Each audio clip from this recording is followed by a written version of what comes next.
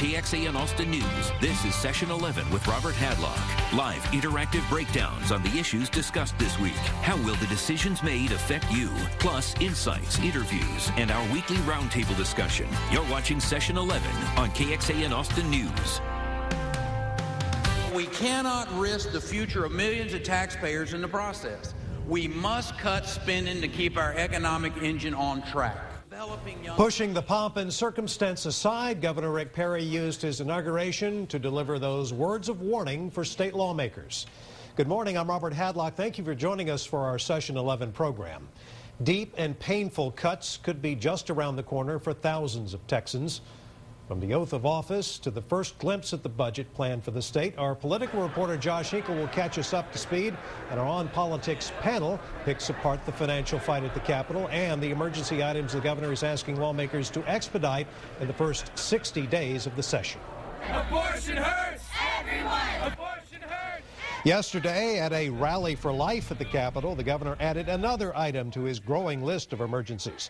It's a bill requiring doctors to perform abortions to provide the patient with a sonogram at least 2 hours before the procedure. The doctor would then have to verbally explain what's seen in the sonogram and allow the woman to hear a heartbeat. The bill would also make providing adoption information a requirement 24 hours before the procedure.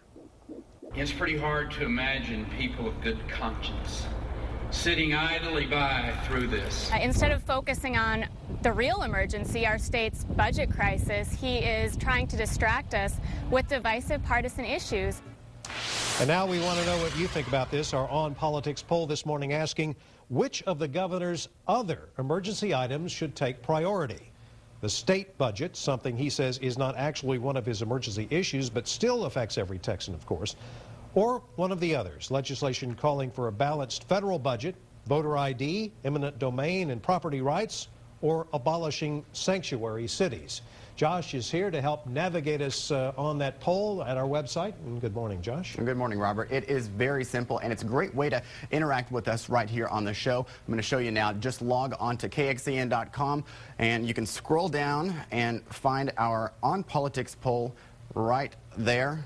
Cast your vote, and at the end of the show, we will see what you at home have to say.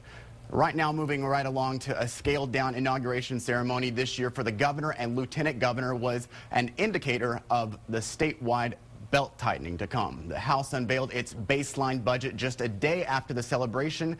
The GOP says it's just a starting point, but there's already strong criticism over the proposed cuts. Like they're playing dominoes there. At Maggie Johnson Nursing Center in East Austin, Nurse Barbara Wash roams the halls, wondering what will become of her 52 patients. Most of them depend on Medicaid to pay to live here. Some of them, maybe a few might can depend on family, but other than that, they'll just be out there in the streets, and that's horrible. This budget must live within the available revenue. When the chairman of the House Appropriations Committee revealed a budget plan for the upcoming biennium, Democrats were none too happy. This is not a viable budget. Spend only what we have, no new taxes, and don't touch the rainy day fund. The Republican message this proposal projects. It's not right for the state of Texas to be raising taxes when we've got so many of our people either out of work or underemployed. Education stands to suffer the most. It cuts funding for 4 community colleges, financial aid for about 60,000 college students, and $9.8 billion for public schools. We're not going to go in and tell school districts to fire anybody, but they're going to have less money to operate on. It would also eliminate about 9,300 full-time jobs. Adoption of this budget would slam Texas into reverse. And with decreases to Medicaid provider rates by 10% for doctors, nursing homes, and hospitals, Democrats also worry Nurse Wash's out-on-the-street prediction might come true for thousands without another option. Those guys out there that have their man caves where they go to watch the games are going to probably find those converted into mother-in-law rooms now. Well, you can join in on the conversation on these issues by chatting with us on our On Politics site. Just log on to onpolitics.com, click on the blue box at the top, and type away. You can tell us what you think, and we'll use your views coming up in our On Politics panel later in the program. Josh, thanks very much. Looking at the week ahead, in a highly unusual move, the Senate will take up a bill just 2 weeks into the session. Voter ID, one of the governor's emergency items, is now in the fast lane.